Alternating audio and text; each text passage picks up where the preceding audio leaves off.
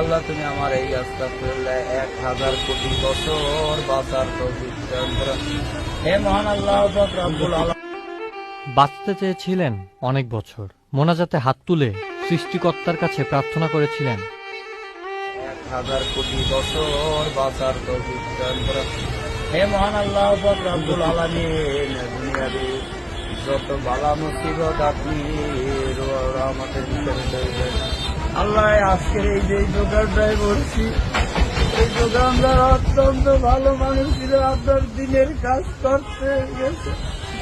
আল্লাহ দুপুরের খানা খাইয়া এই মানুষের ওখানে একটা কোরআনের মাদ্রাসা করছে, এই মাদ্রাসার উপরে যাইয়া আল্লাহ তোমার অলৌকিক মৃত্যু গুলা ওই জান্নাতবাসীর জন্য হয়ে থাকে। আল্লাহ আমি সহ্য করতে পারি না।